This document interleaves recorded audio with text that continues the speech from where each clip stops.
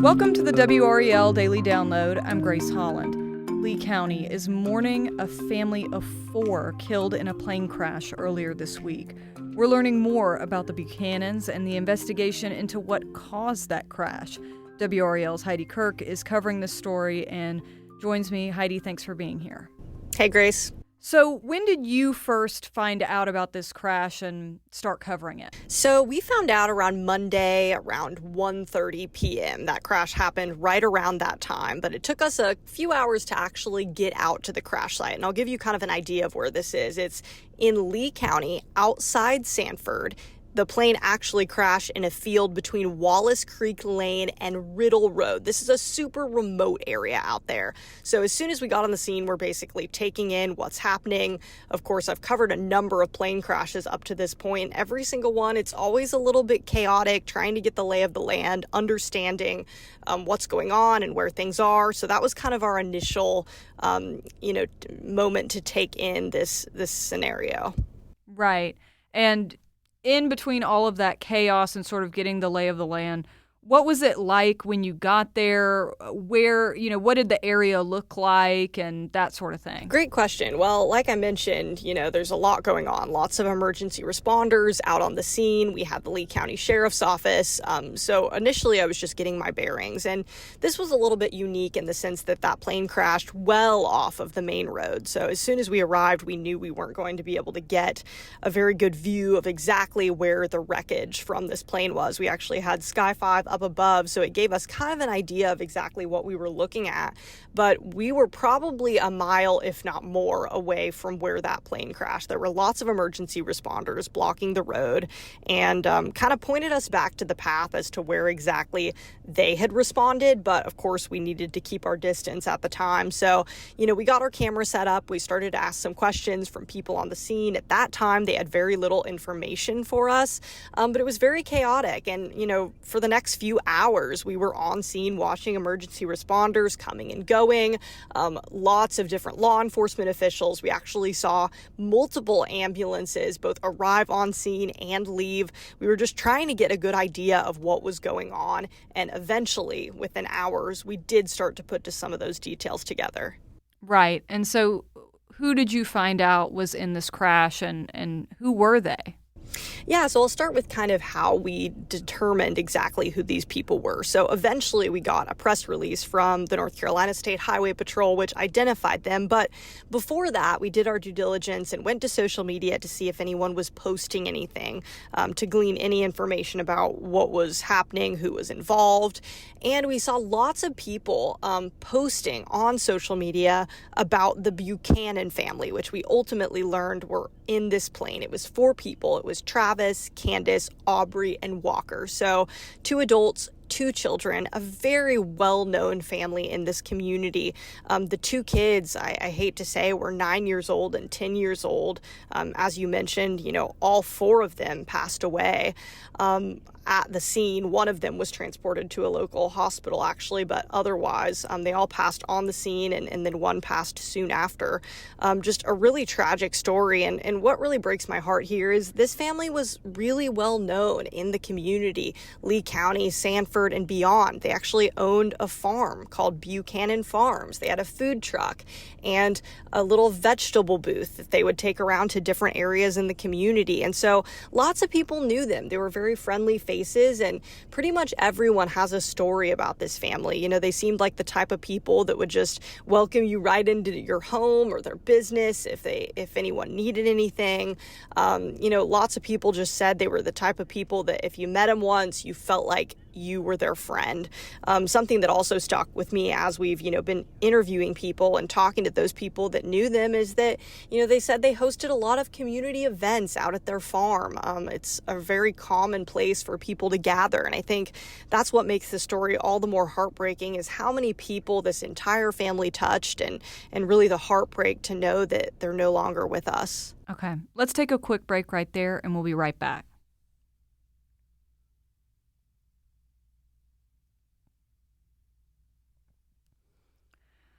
Heidi, before the break, you were walking us through what you've been able to learn about the Buchanan family. And I know that on Monday night, you actually went out to their farm. What was it like to be out there, and who did you meet there? Absolutely. It was one of the most heartbreaking things because when we ultimately arrived at the farm, it was pretty empty, but there kind of was this feeling in the air that something wasn't right. There was actually a sign on the door that said, "Closed for now."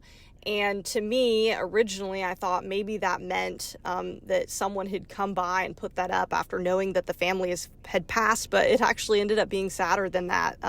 We learned later on that the family had actually been on vacation and were on their way back in their small plane when it crashed. So, they were likely just closed for the 4th of July holiday. So, at that moment, it was completely empty. And we started to, respectfully go around part of the property, of course, that was public and ran into someone who was a farmhand.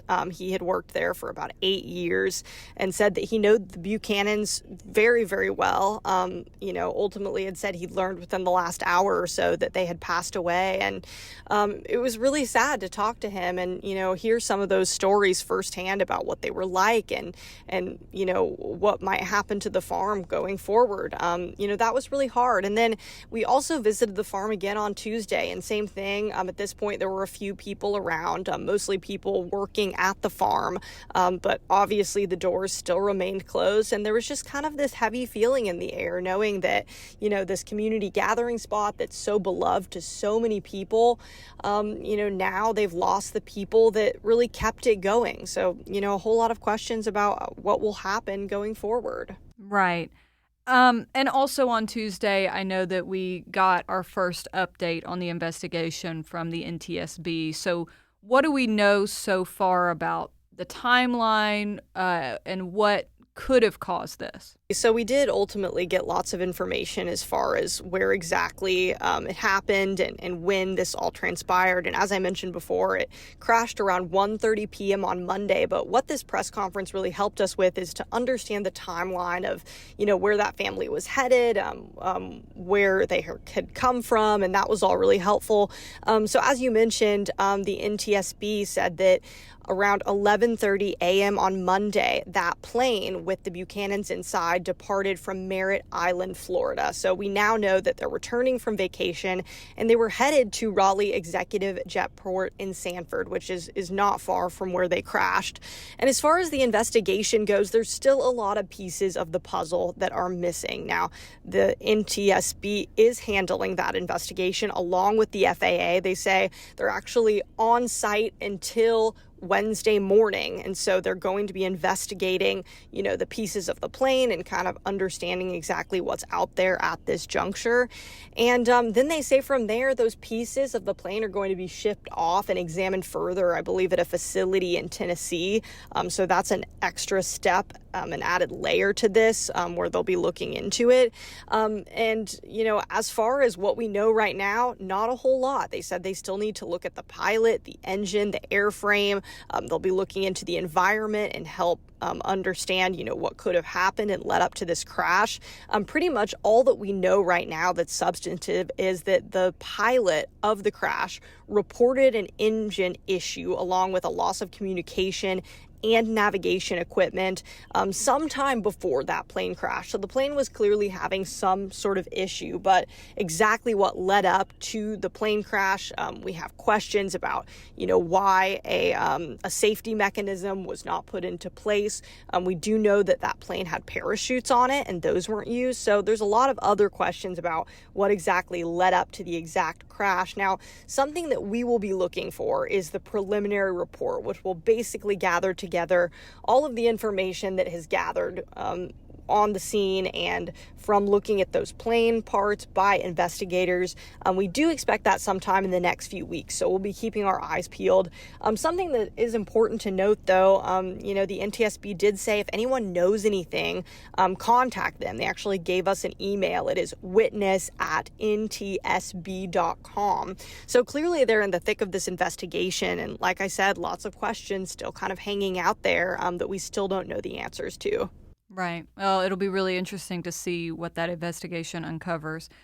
You were mentioning that when you were out at the farm on Tuesday that there was just this feeling of uncertainty and the future of Buchanan Farms is kind of up in the air at this point.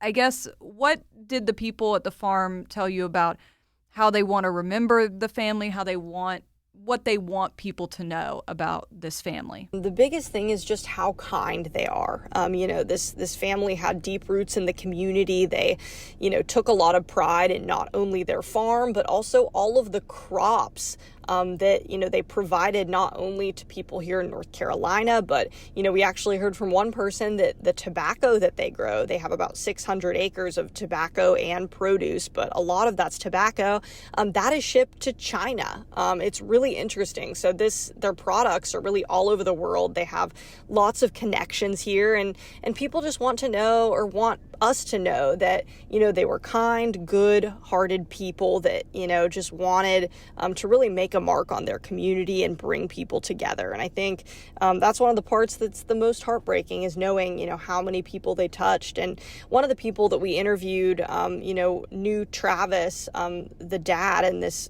situation very, very well. He said his uncle actually kind of helped train him and get him into the farming industry. And what he said is, he was a father, he was a farmer, he was just someone that so many people went to for advice and to really, have important conversations with. And that just really stuck with me, because I think it shows us that, beyond just being, a leader in this community, he had individual connections with so many people. So I think those are the biggest things that people want to remember about this family. Right. I mean, and those are things that we would all want to be remembered for. It's sad that they're having to grieve them, and we'll be thinking of them during this time. Thank you so much, Heidi. And thank you for listening to the WRAL Daily Download and for making us part of your morning routine. Another great way to get WRAL news is the Morning Briefing newsletter. That's a daily email with Triangle news, events, and headlines to help you get ready for the day. Sign up at WRAL.com/newsletter.